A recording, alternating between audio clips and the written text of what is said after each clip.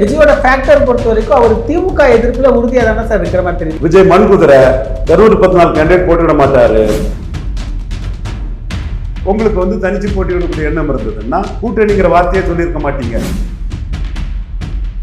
100 சீட்டு கொடுத்தாலும் விஜய்க்கு கேண்டிடேட்டே இல்லையா சார்? கமலஹாசனை விட தனிச்சு போட்டியில மோசமா இருப்பீங்க. பிரச்சாரம் பண்ணக்கூடிய சக்தி இல்ல, இஷ்யூஸ் இல்ல. பலம் நிரூபிக்காத விஜய பலம் நிரூபிச்ச பவன் கல்யாணோட பேசினாரு, இனிச்சுது உங்களுக்கு. நீங்க பெரிய நடிகர்னால பெட்டி வாங்க மாட்டான்னு நினைப்பான. அப்ப நீங்க பண்றதே அரசியல் வியாபாரம். ஜனநாயக படத்துக்கு பிறகு ரிட்டர்ன் பார்க்காதீங்க விஜய்.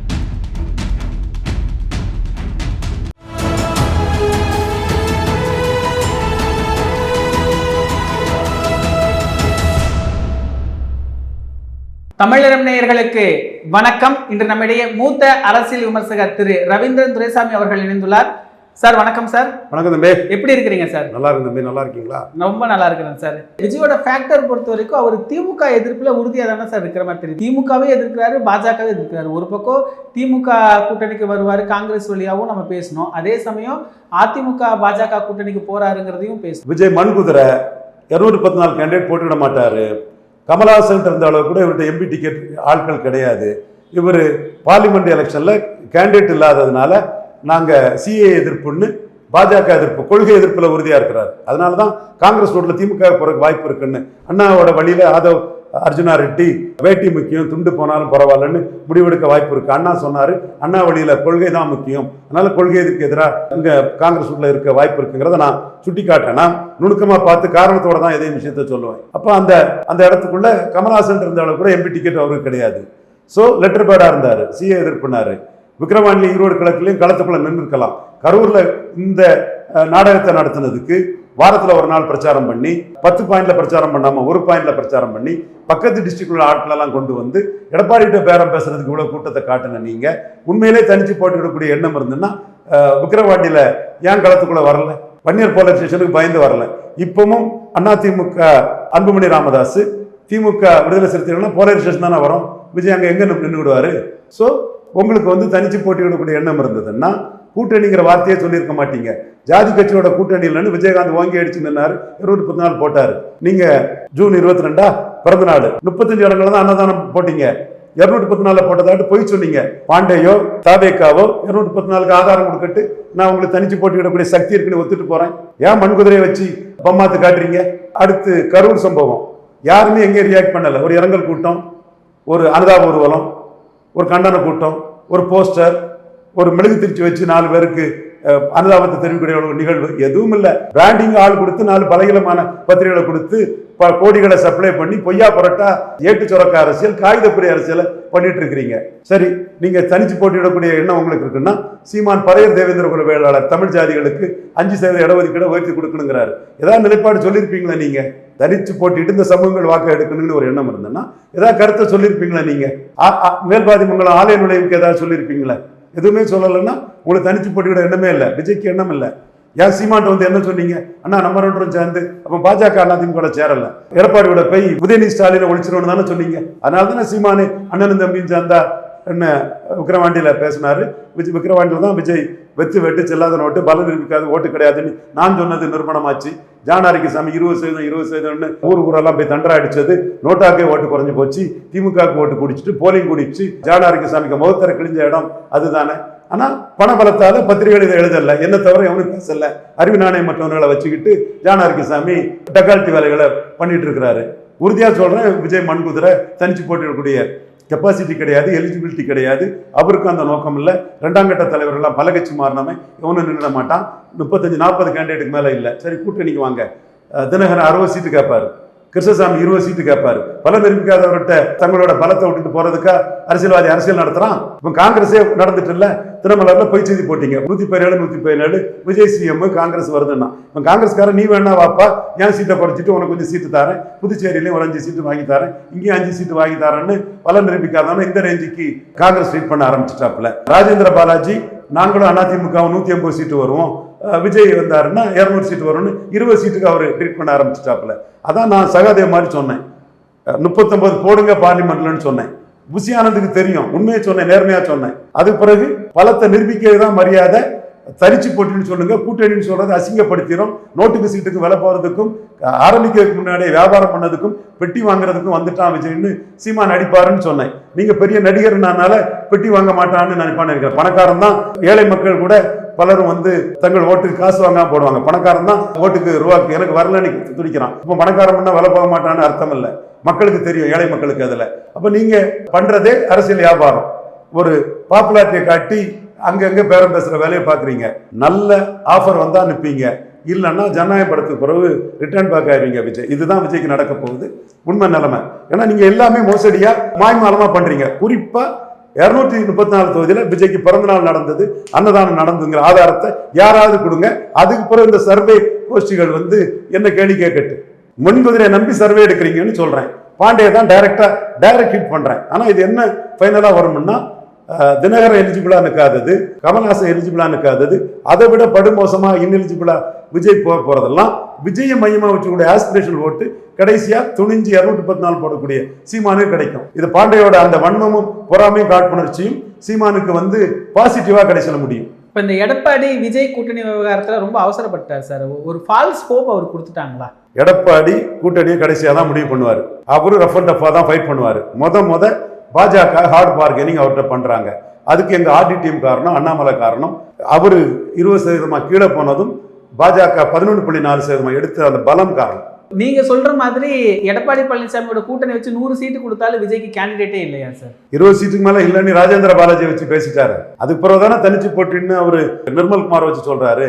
அதுக்கு முன்னாடி டெப்டி சீஃப் மினிஸ்டர் பலம் நிரூபிக்காத விஜய பலம் நிரூபிச்ச பவன் கல்யாணோட பேசினாரு. இனிச்சுது உங்களுக்கு. பவன் கல்யாண் 7% நிரூபிச்சவர், நீங்க நிரூபிக்காதவர். இதுதாங்க உண்மை. பிரியன் கத்துனா என்ன, ஏதான டென்ஷனானா என்ன, உண்மைதாங்க. நீங்க நேர்மையாற்றுங்க, உண்மையை மறைச்சு பேசுவீங்க.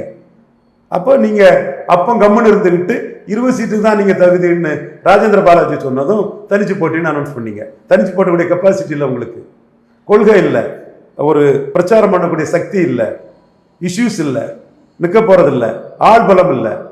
கமல்ஹாசனை விட தனிச்சு போட்டியில மோசமா இருப்பீங்க. 40 சீட்டு சரத்குமார் கொடுத்தீங்க, நீங்க 60 சீட்டு கூட தினகரனுக்கு தூக்கி கொடுப்பீங்க. திமுக கூட்டணி பொசிஷன் எப்படி இருக்கு இப்போ? ஸ்டாலின் அவர்கள் கம்ஃபர்டபுளா தான் இருக்கிறாரா? திமுக கூட்டணி இன்டாக்டா இருக்கும். 45% வாக்கு குறைய மாட்டாப்ல. அதுக்கு நான் ரீசனை சொல்றேன். ஜெயலலிதா 45 எடுத்தாங்க 2014 144 போட்டு 200 ரூபா கொடுத்து கிறிஸ்டின் முஸ்லிம்ஸ் வந்து திமுக தோக்கடிச்சு கிடையாது, ஜெயலலிதா தான் தோக்கடிப்பாங்க, மோடியா லேடியான்னு கேட்டதுக்கு போட்டாங்க. காங்கிரஸும் திமுகவும் சேர்ந்ததுல அந்த 4% ஓட்டும் கூடுதலா வந்து, அது திமுகவுக்கு மட்டும் பொருந்தாது, சேராது. காங்கிரஸுக்கு அந்த 4% ஓட்டுல ஒரு பங்கு இருக்கு. நான் காங்கிரஸை அடிச்சு பேசினாலும் உண்மையை பேசுறேன். அதுல ஜெயலலிதா குறைஞ்சது ஒரு 4% வாக்கு தான். இந்த ப்ராசஸ்ல தான் குறைஞ்சாங்க. இப்ப ஸ்டாலினை முன்னிறுத்தி தான் இந்த ஓட்டு கிடைச்சிருக்கு. 19 ராகுல் காந்தி பிரதமர்னு சொல்லி எடுத்த ஓட்டு. தமிழ்நாட்டை காப்பாத்திட்டோம், இந்தியாவை காப்பாற்றணும்னு ஸ்டாலினை முன்னிறுத்தி எடுத்த ஓட்டு. தாரை கட்பட்டுக்கு விஜய் வசந்தோட உளவுங்கோட்டில் ஓட்டு அதிகம். அது ஸ்டாலினுக்கு மகளிர் உரிமை பயணம், உரிமை தொகை, இதனால வந்த ஒரு மேட்டர் தான். இது 80லலாம் இந்திரா காந்திக்கு லீட் ஆகி வரும்போது பனைமரத்துப்பட்டியில திமுக தோத்து ரெட்டையில ராஜாராம் ஜெயித்தாரு. திருவட்டாறுல கேமச்சந்திர நாயர் மக்கள் தொண்டர், மிகப்பெரிய சர்வீஸ் மென்டாலிட்டி கொண்டவர், நாயர் வகுப்பை சேர்ந்தவர், மிகப்பெரிய சர்வீஸ் மென்டாலிட்டி கொண்டவர். அவரு ஜெயித்தாரு திமுக அதிமுக கூட்டணியில. 19 இடைத்தேர்தல்கள்ல அதிமுக ஜெயித்தது. 53% ராகுல் தலைமை கிடைச்சது. அந்த இடைத்தேர்தல் ஆவரேஜ் வந்து 45% தான். இப்ப வந்து 48%, 47% கிடைச்சிருக்குன்னா நான் 48 கிடைக்கும்னு. அது ஸ்டாலின் தலைமைக்கான ஓட்டு. இந்த ஓட்டுல ஸ்டாலின் கண்டிப்பா 45% ஓட்டுக்கு குறைய மாட்டார். 45% ஓட்டுக்கு ஸ்டாலின் குறைய மாட்டார். பாண்டியெல்லாம் அரசியலே தெரியாம டேபிள் ஒரு காட்டு பொய்யும் புரட்டையும் பண்ணிட்டு இருக்கிறாரு. ஈரோடு கிழக்குல பாண்டே என்ன சொன்னாரு, விக்கிரவாண்டியில பாண்டே என்ன சொன்னாரு, பார்லிமெண்ட்ல பாண்டே என்ன சொன்னாரு?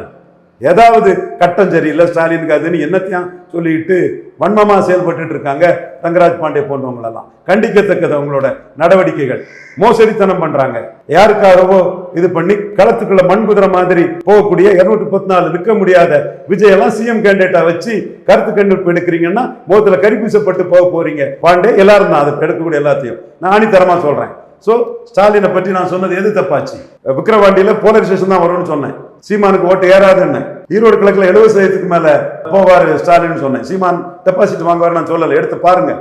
அப்ப நமக்கு ஒரு கிரெடிபிலிட்டி இருக்குது. அது காப்பாற்றப்படணும்னு நினைக்கிறேன். திமுக காரனே பயந்த போது உள்ளாட்சி தேர்தலில் மிகப்பெரிய வெற்றியை பெறுவாருன்னு பெற்றாரு. ஈரோடு கிழக்குல கடும் போட்டின்னு சுமன் ஸ்ரீராமன் சொல்லும் போது கிடையாதுங்க, செந்தில் பாலாஜி பட்டிகாலா சர்மா அதான் ஜெயிக்குங்க, ரெண்டு ஓட்டுக்கு மேல காங்கிரஸ் எடுக்கும்னு சொன்னேன். தம்பி அக்னீஸ்வரன் கலந்துகிட்ட சன் நியூஸ்ல சொன்னேன். அப்ப நான் ஏன் இதை சொல்றேன்? அதுக்காக ஸ்டாலின் தோற்கடிக்கப்பட முடியாதவர் இல்லை, ஸ்டாலின் தோற்கடிக்கப்பட முடியாதவர் இல்லை. 1-1 காமராஜரை 67 தோற்கடிச்ச மாதிரி ஸ்டாலின் தோற்கடிக்கலாம். ஸ்டாலின் 50% ஓட்டு இல்லை, 46% ஓட்டு இருந்த காமராஜர், அண்ணா, ராஜாஜி, அண்ணா 27, ராஜாஜி 7.8, ஃபார்வர்ட் பிளாக் முத்துராமலிங்க தேவர் மறைஞ்சு போயிட்டாரு. அந்த தொகுதியில காங்கிரஸ் தான் ஜெயித்து, முக்கிய தேவர் அதனால மனவலிமை இழந்து கூட்டணிக்கு வந்தார் 1.3, ஆதித்தனார் 0.9, காகிதமில்லத் சாஹிப் 0.7, கம்யூனிஸ்டுகள் அவங்க பிளவுபட்டிருந்தாங்க, ஒரு கம்யூனிஸ்டுக்கு ஒரு 5% ஓட்டாவது உண்டு. இது எல்லாம் சேர்ந்து 50% ஓட்டை நெருங்கிச்சு. 1-1 46% எடுத்த காமராஜரை முதறிஞர் ராஜாஜி, பேரறிஞர் அண்ணா பெருந்தகை திமுக தலைமையில அண்ணா எம்பிக்கு தான் நின்னாரு, தோற்கடிச்சு காட்டினாங்க. அதே மாதிரி ஸ்டாலின் என்னால தோற்கடிக்க முடியும். ஸ்டாலின் தோற்கடிக்கப்பட முடியாதவர் அல்ல. 45 தான் அவருக்கு நான் இப்போ உள்ள அணிக்கு நான் கொடுக்குறேன். அதே வேளையில ஸ்டாலின் 57-62 காமராஜ் உயரத்துல இருக்கிறார் கூட்டணி பலத்தோட.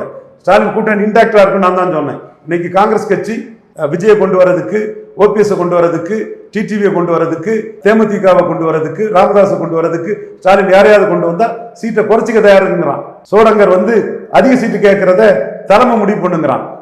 10 சீட்டு கிட்ட தேஜஸ்வி யாதவுக்காக பிஜேபி பார்ட்டிக்கு என்டிஏல 6 சீட்டு கட்சிக்கு 15 சீட்டு கொடுக்கறதுக்கு காங்கிரஸ் பீகார்ல குறைச்சிட்டாங்க. அதே மாதிரி இங்கேயும் குறைக்க தயாருங்கிறான். திமுக கூட்டணி இன்டாக்டா இருக்கும் நான் தாங்க சொன்னேன். எவ்வளவு பொய்யும் புரட்டையும் சொல்லிட்டு தெரிஞ்சு அதுக்கு ரீசன் இருக்குங்க. காங்கிரஸுக்கு 4.3% ஓட்டு தான். கட்சி வசந்தகுமார் மட்டும்தான் டெபாசிட் எடுத்தாரு.